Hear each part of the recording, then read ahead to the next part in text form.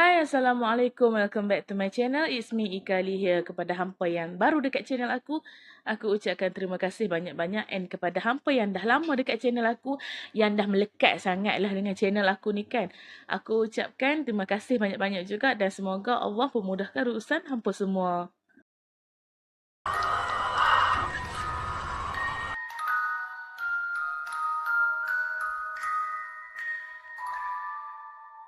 Aku mau kasih tahu mengenai sebuah dosa.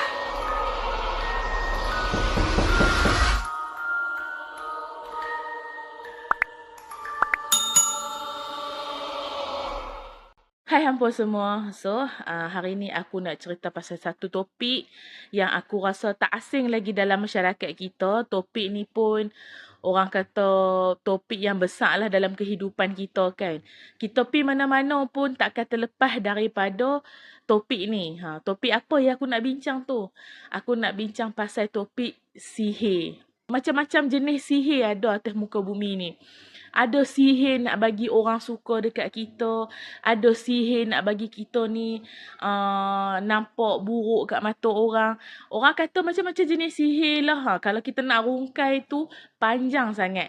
Tapi pengertian sihir yang paling simple sekali kita nak faham adalah sihir ni adalah satu perbuatan gaib yang kita melibatkan benda-benda tak elok lah. Maksudnya kita melibatkan jin dalam penggunaan sihir ni. Maknanya kita bergantung dengan makhluk lain selain daripada Allah. And sihir ni sebenarnya adalah salah satu benda kurafat, syirik. Okay? Sebab apa? Sebab kita dah menyekutukan Allah. Kita dah menduakan Allah. Kita dah percaya benda lain selain daripada Tuhan. Jujur aku cakap lah kan, orang yang buat sihir ni kadang-kadang aku tak salahkan mereka 100%. Memang mereka tu buat benda salah. Maksudnya perbuatan mereka tu memang salah. Tapi kita kena tengok pula apa tujuan mereka buat benda tu. Maksudnya berbalik pada diri kita sendirilah. Kadangnya orang ni buat sihir dekat kita bukannya pasal orang tak puas hati je dekat kita. Tapi sebab salah daripada kita sendiri. Aku tak kata and aku tak halalkan perbuatan mereka tu. Cumanya salah satu cara lah untuk kita ni dihindarkan daripada terkena buatan sihir tu kan. Kita ni kena lebih berhati-hatilah dengan apa yang kita buat, dengan apa yang kita cakap. Aku tak kata yang perbuatan itu halal. Tak. Cumanya dia nak menyegerakan perasaan sakit hati dia tu. Dia tak boleh nak simpan. Punca dia daripada siapa? Daripada hang. Cuba kalau kata hang tak buat benda-benda macam tu, tak adanya tiba-tiba hang kena sihir. Berhati-hatilah dengan apa yang kita buat, dengan apa yang kita cakap. Senang cerita, jagalah diri masing-masing, jagalah percakapan masing-masing untuk kita dihindarkan daripada kes-kes sihir ni apa semua. Tapi aku tak cakap lah semua orang yang disihir tu ada masalah dengan orang lain. Kadang-kadang kita ni duduk diam pun orang tak suka kita. Senang cerita, ramai orang yang sekarang ni dia busuk hati dengan kita kan. Susah nak cakap benda tu. Tapi itulah kenyataan zaman sekarang. Untuk sihir ni juga, dia ada macam-macam jenis. Dia ada yang menggunakan medium. Dia ada yang menggunakan ayat. Ada yang menggunakan gambar. Macam-macam benda dia pun boleh guna. Macam aku kata medium, ada setengah orang dia akan pakaikan satu patung yang dinamakan voodoo untuk menjadi perantaraan. Maksudnya, mereka ni masukkan diri hang tu dalam patung tu untuk mereka seksa hang. Mereka akan buat macam-macam lah. Ada setengah mereka akan asapkan atas kemian. Lepas tu hampa ni akan rasa bahang, akan rasa panas. Ada setengah pula mereka akan cucuk-cucuk dengan jarum dekat tempat mana yang mereka nak tuju. Macam contoh cucuk dekat kepala bagi hampa rasa sakit kepala sangat. Cucuk dekat jantung, cucuk dekat bahagian ari-ari kalau perempuan lah. Dekat mana-mana saja mereka cucuk, dekat situ yang kita akan rasa sakit. Lepas tu pula, ada setengah mereka akan guna gambar. Okey, mereka akan guna gambar kita. Sebab itulah kalau kita nak upload gambar dekat social media, kalau boleh hati-hati dengan setiap apa benda yang kita post. Sebab tak semua orang yang follow kita, yang like gambar kita, yang tengok kita, suka dekat kita. Ada setengah ni tengok kita untuk tambahkan kebencian dalam diri mereka. Daripada gamak kita tu, mereka boleh print, mereka boleh bawa pergi jumpa orang-orang yang berubat amalkan ilmu hitam ni. Daripada situ mereka nak buat benda-benda yang tak elok lah. Daripada gamak tu jugalah mereka akan sihir apa semua. Ada setengah pula sihir, mereka pakai nama, tarikh lahir. Sebab tu lah kalau boleh kita ni kena rahsiakan umur kita yang sebetul-betulnya. Sebab tu lah dalam Islam pun kita digalakkan untuk merahsiakan umur kita. Sebab benda-benda macam ni lah. Alright. So, aku rasa dah cukup panjang lebar kot aku ceritakan pasal berkenaan sihir ni. Sekarang ni aku nak cerita berkenaan dengan yalah family aku pun pernah disihir kan. So aku nak ceritakan pengalaman family aku disihir lah. Not totally family sebenarnya. Lebih kepada ayah aku.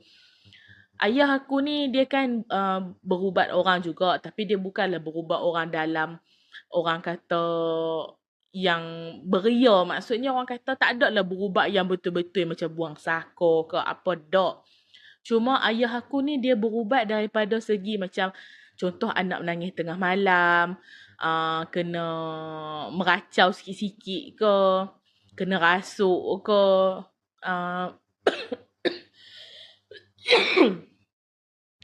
ataupun macam orang kata berubat yang ringan-ringan lah. Kalau kata yang terlampau berat ni, dia akan panggil kawan dia juga. Disebabkan kadang-kadang ayah aku ni berubat orang yang benda tu beransur pulih, orang yang menghantar sihir tu dia akan rasa panas. Bila dia rasa panas, dia akan rasa marah lah dekat ayah aku ni. Bila dia rasa marah, dia akan tuju benda-benda tu pula dekat ayah aku. Benda ni jadi sebenarnya kita orang pun tak berapa perasan tau. Mula-mula sekali, ayah aku ni, dia punya jari kaki dia, jari nombor 2 ke jari nombor 3 macam tu lah. Tiba-tiba je luka and darah keluar tak berhenti langsung. Alright? So, bila ayah aku kena macam tu, dia jadi pelik. Sebab dia kata berdarah kenapa kena gigit lintah ke, pacak ke. Tapi dah cuci, dah bubuh daun yang mereka kata boleh hentikan darah. Dah buat macam-macam tapi darah masih tak berhenti.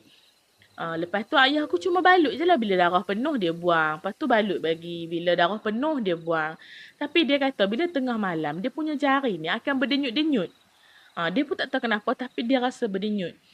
Cuma dia buat tak endah tau. Sebab dia tak rasa pun benda tu akan orang kata merosakkan diri dia. Dia tak tahu pun yang dia terkena tu sebab daripada perbuatan sihir ni. Yalah sebab dia tak sangka kan. Lepas tu dah lama sikit lah bila arwah pakcik aku datang rumah apa semua. Dia rasa macam lain macam tau. Dia kata macam ayah aku ni macam terkena apa-apa lah. Dia kata dekat kaki ayah aku ni macam ada benda. Dia cakap macam tu lah. Ayah aku ni bila suruh pergi berubat pun dia tak nak. Sebab dia rasa diri dia okey. Sebab dia bukanlah orang kata kena sihir yang jadi macam sakit ke apa. Tak ada. Dia sihat boleh berjalan apa semua. Tapi kaki dia tu tak berhenti-henti keluar darah. Arwah pakcik aku ni dia adalah pergi jumpa kawan-kawan dia yang pandai berubat apa semua juga kan. Bila pergi jumpa, kawan dia semua kata yang kaki ayah aku ni ada benda singgah. Ada benda mengisap.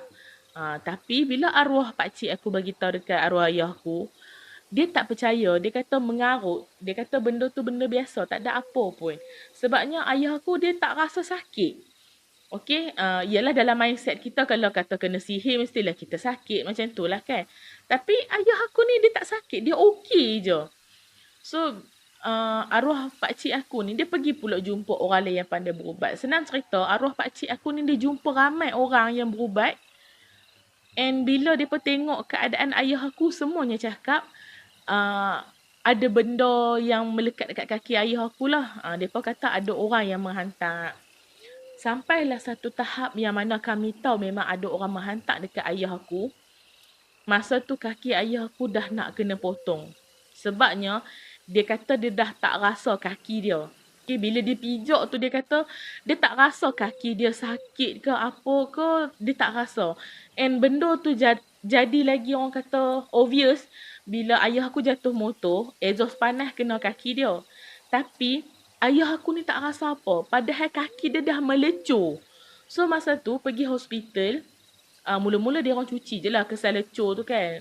Bila ayah aku cerita pasal kaki, and jari kaki ayah aku masa tu dah hitam macam orang kena kencing manis. So, doktor check lah gula ayah aku kan. Tak tinggi mana pun. Tak tinggi yang orang kata sampai tahap kena potong kaki apa semua. Tak. Cuma orang kata bawah 10 lah. Dalam 8 lebih macam tu kan. Kiranya orang kata tak ada pun kencing manis. Orang ni pun macam tengoklah luka ayah aku apa semua kan. Dia orang decide macam nak kena potong jari ni. So ayah aku pun kata okey lah kalau dah nak kena potong, better potong lah. Bila potong jari kaki, rupanya benda tu tak berhenti takat tu saja. Dia kena potong, orang kata macam kaki kena potong separuh macam tu. So, bila cerita dekat kakak aku apa semua, sebab kakak aku pun kerja hospital kan. Kakak aku pun tengok kata okey memang kena potong. Sebab apa? Kaki ayah aku ni, dia dah jadi macam satu batang pokok yang tak ada kehidupan dah dekat dalam. Faham tak? Hampa tengok daripada luar, hampa nampak elok sebatang pokok. Tapi sebenarnya dalam pokok tu, dia punya akak ke, dia punya orak-orak pokok ke dalam tu semua dah mati, dah kering. Doktor kata, anak tak nak kena potong lah, buang semua benda yang mati. Senang cerita, dia pun kata kaki ayah aku tu dah mati sebab memang kering. So potong sampailah takat buku lali. Bila dah potong sampai takat buku lali, ayah aku ni tiba-tiba dia jadi tak sihat, tahu tak? Dia jadi tak sihat, dia demam, dia muntah. Benda tu berlarutan sampai nak dekat sebulan. Pergi balik hospital, cek kaki ayah aku, rupa-rupanya benda tu dah merebak sampai ke bawah lutut. Mereka pun cakap lah kalau macam ni nak kena potong apa semua kan. Buat keputusan memang kena potong kaki ayah aku sampai takat bawah lutut ni lah. Masa tu, ayah aku ni dia baru sedar yang sebenarnya dia memang orang kata kena sihir lah. Sebab doktor pun sendiri cakap, dia orang tak ada penyelesaian. Maksudnya macam, dia orang pun tak tahu nak kata macam mana dengan penyakit ayah aku. Sebab, bukan kencing manis yang kena potong kaki. Dia pun boleh cakap yang ayah aku cuma sakit saraf. Itu saja. Sebabnya, kan kaki ayah aku kan dah mati dekat dalam. Dia pun tak tahu punca nak cakap macam mana. Dah lepas potong apa semua, kaki ayah aku tu pun, ayah aku pun dah macam okey lah sikit kan. Dah okey lah. Cumanya masa tu dah start jadi benda pelik-pelik dekat rumah. Kiranya orang kata bila kaki ayah aku ni dah kena potong, diri dia sendiri pun dah tak kuat lah. Dia tak boleh nak berubat dah apa semua kan. Masa tu lah macam-macam benda jadi dekat rumah aku. Mak aku sendiri pun makin kerap tak sihat. Termasuklah aku sendiri makin kerap tak sihat. Dengar ada orang berjalan dekat luar rumah. Dengar bunyi pelik-pelik. Macam-macam lah. And apa yang aku faham kemungkinan orang yang sihir ayah aku tu, dia berniat untuk melemahkan ayah aku supaya tak ada lah ayah aku ni boleh tolong orang lain lagi yang sakit lepas tu. Alright, itu kisah ayah aku. Untuk kisah aku sendiri pula, ialah aku sendiri pun pernah kena sihir kan. Tapi jujur aku cakap, aku tak tahu orang sihir aku sebab apa. Tapi mungkinlah orang sihir aku sebab orang tak suka dengan apa yang aku cakap kot. Kemungkinan lah orang rasa macam mungkinlah aku ni ada salah cakap ataupun bahasa aku tak seindah rupa ke kan. Yalah, kita orang utara kadang-kadang kita ni melawak kasar. Kita tak tahu pun yang orang ada terasa dengan benda-benda tu. Bagi kita, kita anggap benda biasa je. Tapi bila aku pergi berubat, ada juga yang cakap sebenarnya orang yang, kucing aku datang kacau. Orang yang sihir aku tu sebenarnya, macam mana aku nak cakap dia pernah test ilmu. Cakap. Cakap lah. Ya? Apa dia? Ya. Tu siapa? Sibuk je. Kenapa aku cakap yang orang sihir aku tu nak test ilmu? Ni bukanlah aku yang cakap pun sebenarnya. Tapi bila aku pergi berubat, itulah yang orang cakap. So, aku kan dulu buat paranormal. bila aku buat paranormal, aku tak kata yang aku ni berani sangat.